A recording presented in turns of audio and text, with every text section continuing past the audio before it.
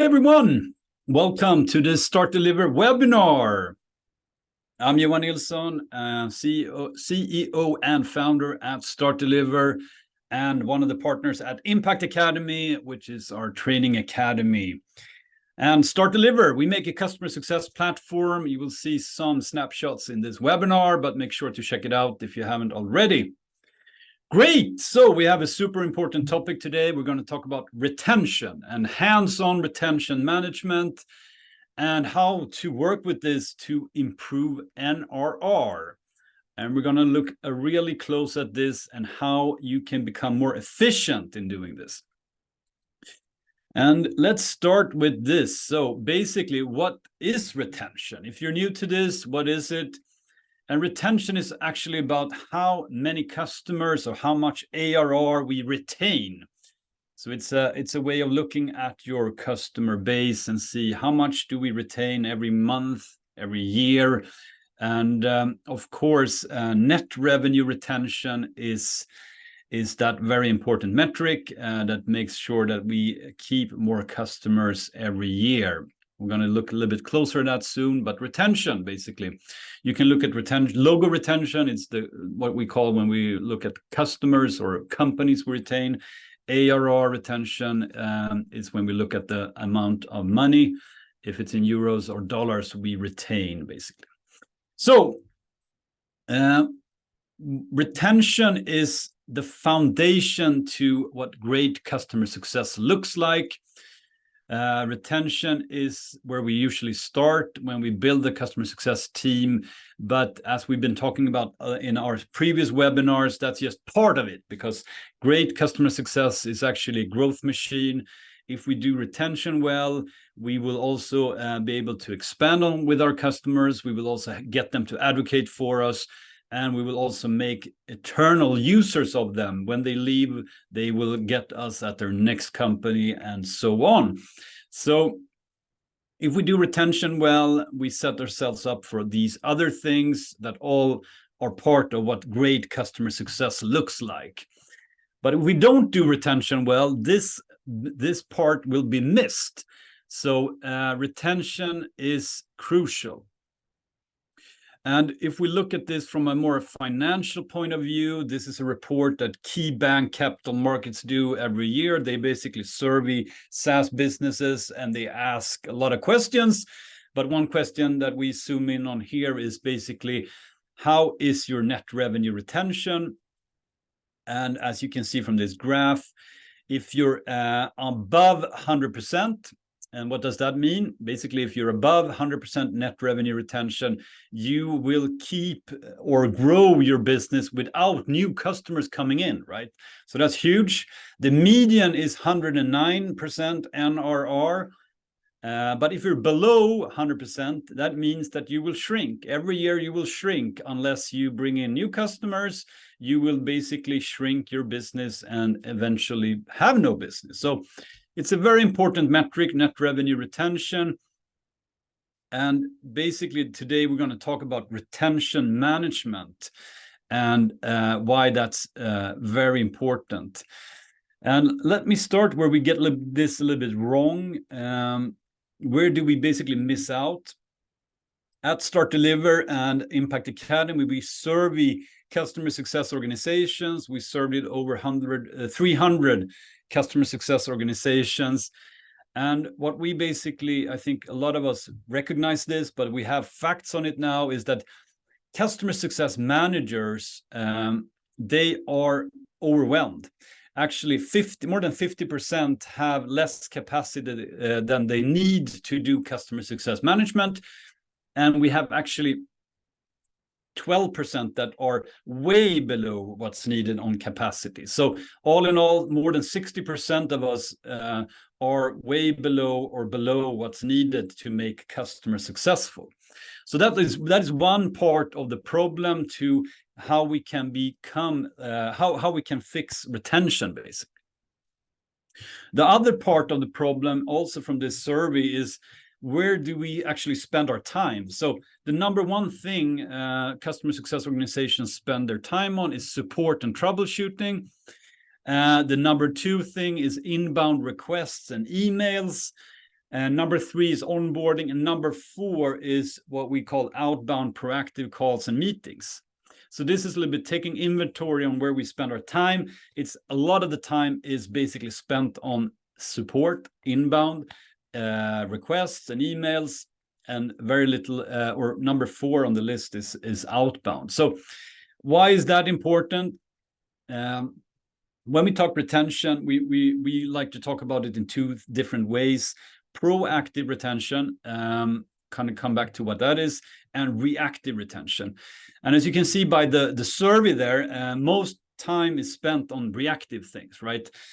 Support or troubleshooting, inbound requests and emails and so on. Those fall under the reactive retention part, where proactive retention is where we want to spend our time. But let's start by talking a little bit about reactive first. So what is reactive retention? Reactive retention is when we have cancellations coming in. We need to firefight. We need to fix this customer. We want to win them back. We probably need to do some commercial concessions there. We need to do discounts, whatever. So when you're in reactive mode, this is where you spend your time. You fight problems. You have, as you could see from the survey there, you basically get a lot of things to you, and you need to go out and try to fix things.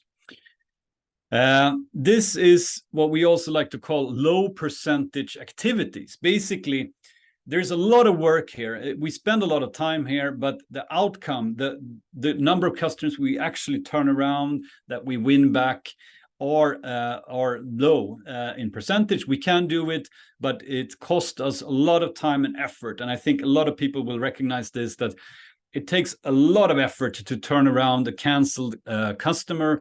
Of course, we retain them, but if that's just very few, maybe we should rethink how we spend our time. And that's the purpose of this webinar, to help you identify how you can move some of this, the efforts you do here, into more what we call high percentage activities. And I think we should look at that, and let's dig into what is high percentage activities and what can that be, basically. So proactive retention is AKA known as customer success, which is what we're supposed to do. The reality is that we probably always will have some reactive retention work to be done. And we're going to talk about how we can make that, make the most of that. But the real thing here is to do proactive retention. And this is where you have the high percentage activities that gain you the most results. So in general, usually it's like 20% give 80% of the result. And this is definitely those.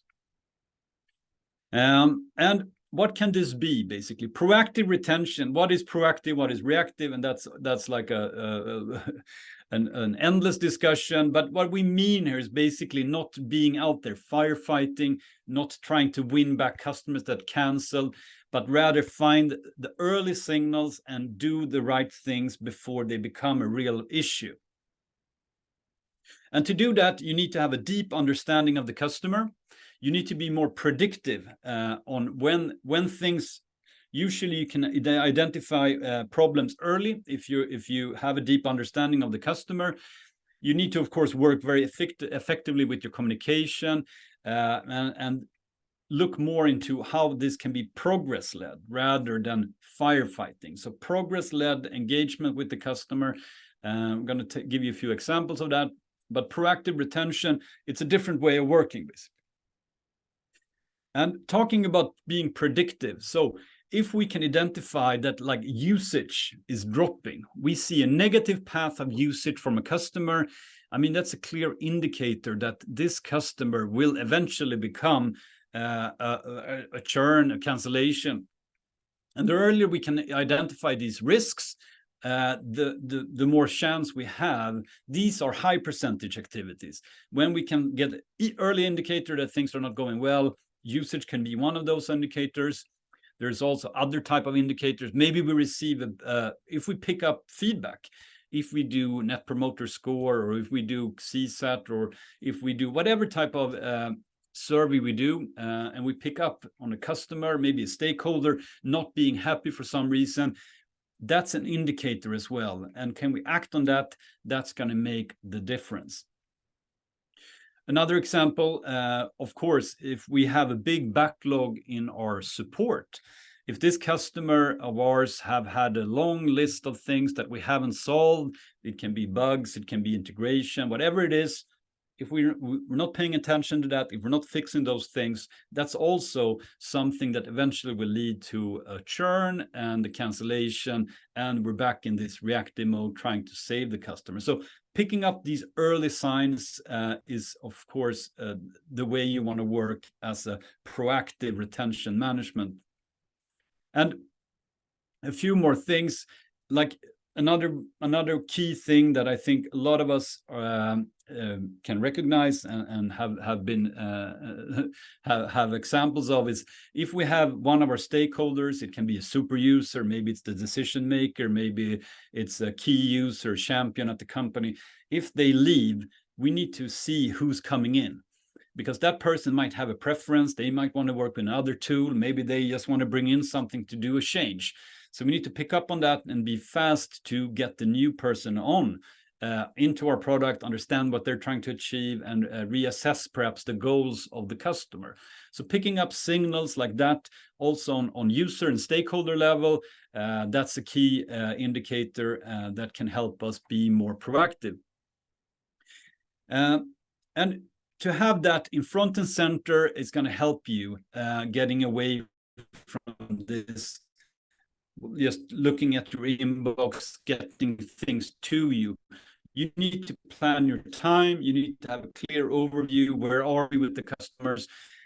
Do we have risk indicators coming up, or is the customer on their path to achieve their goals, basically?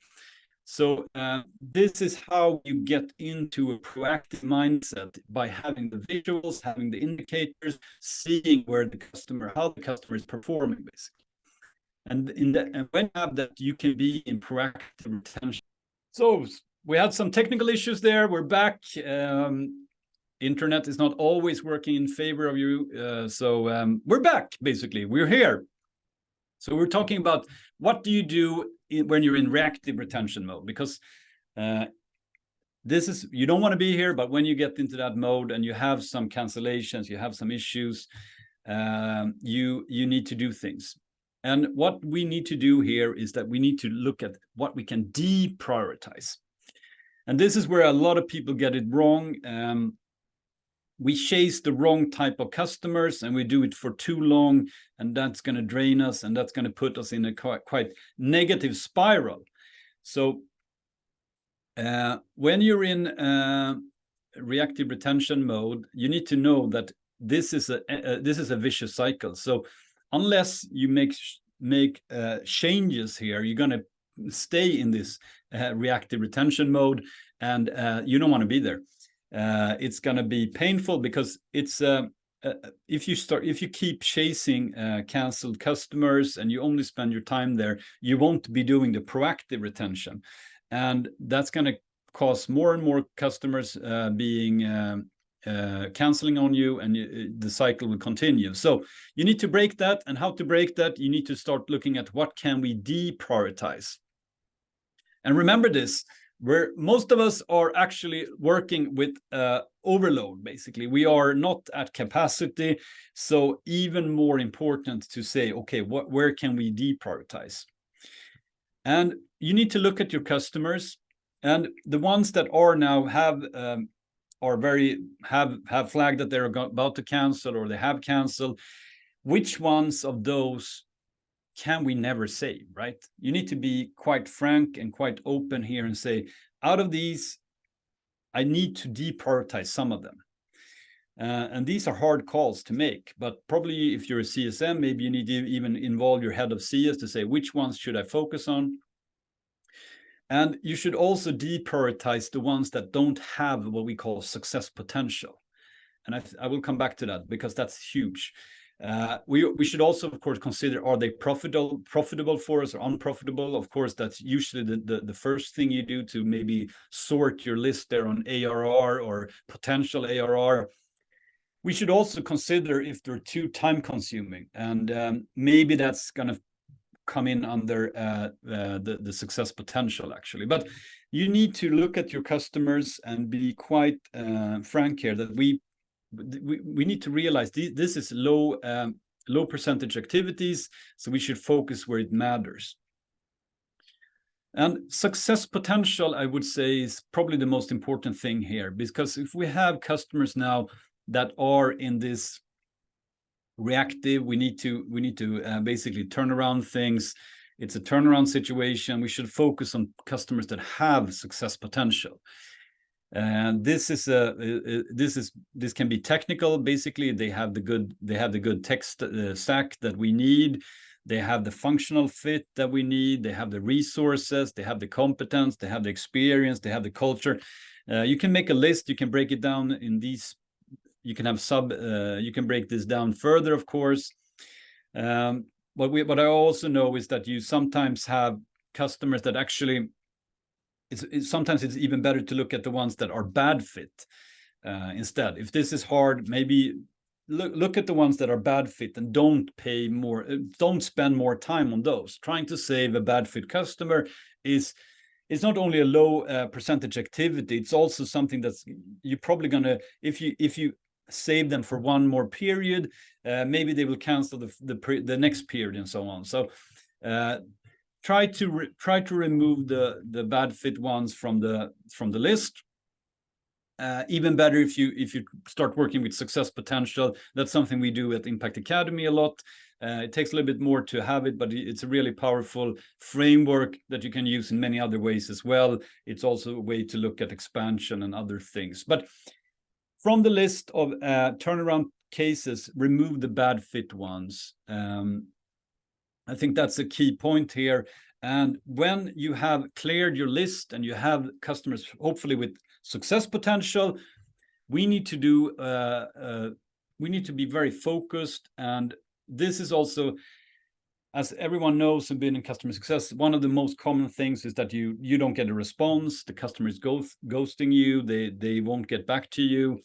Especially a customer that maybe has been on a decline. Maybe they're not using the platform anymore. We need to do quite a lot here to turn things around. And it's a status quo. Maybe they've been in this spot for a while now, so we need to break that. And we do that by being very focused and having an intense set of actions that we do for a limited time period. Because as you know, we can't spend all our time here because we also need to do the proactive retention work. So to do this what really makes a difference here is that you do something that makes sense for the customer, because that's going to break through to them and get through to them. And to do that, you need to get back to why did they get the product from the start? We need to get back to what all customers, they have goals. A goal is an objective and a time frame. Do we know that? Can we get back to the person buying the product or the person in charge? We need to identify what their goal is. And to get there, sometimes they won't respond. Maybe they're hard to get to. So maybe you need to go around that person and gather more information from users, from champions, if we have them. Where are we at? Why? What is the priorities, and so on. And to make a turnaround, we need to appreciate that a lot of the work to turn things around, we can't make that happen unless we do a lot of that work. So we need to understand the goal, because that's going to be the reason for the customer to do this. But then we need to accept that where we are right now, we need to do a lot of the work ourselves to get them going. And also here, we need to think about things like in steps. So give them like an easy call to action. Can we set up? Can we do something just to get back into the game with them? Whatever that can be. It can be that we just help them with a report. We help them with some data. Whatever they need just to get the dialogue going again. We need to think of this in steps. Because the progress here will not happen overnight. If things are really bad, we need to more or less do a restart. And we need to see these steps as progress. And that's I would say, like, if you don't get progress within the time frame you set up to do this turnaround, you should let them go as well, because we need to deprioritize the customers that don't have progress as well. And this is hard, but that's why you need to set up a focused, intense program to get them going again. And progress, you need to measure it in real terms, not that you have had a nice call, but today, are they actually up and running again? Have they started using your platform? Do we see the indicators going up for this customer? So again, here, back to the data. Don't make this a gut feel scenario where you hope things are going to work out, but rather, have they started using the platform again? Are we seeing them moving towards their goal? Are we helping them get there? Do we have we restarted integrations? Are the data up and running? So the follow through here is the key thing, right? So you have a focused, intense project to turn things around, measure it, and make sure that things are actually happening. Are you seeing progress? Great. Then you have had a real impact with your reactive retention. But are things not happening? Then you should move on and spend more time in the proactive retention management zone. So follow through, measure it. You should have a dashboard that you can see. These are the turnarounds we're focused on. Are things improving? Are they moving up? Are they becoming healthy for us again? Great, we have a chance. And some of them, sadly enough, we probably need to let go of if they're bad fit or we don't see progress. We should not spend more time there, because we have more customers, hopefully, that we should spend our time with doing the proactive retention management. Thank you all, and sorry for the glitch in the middle there, and see you all soon.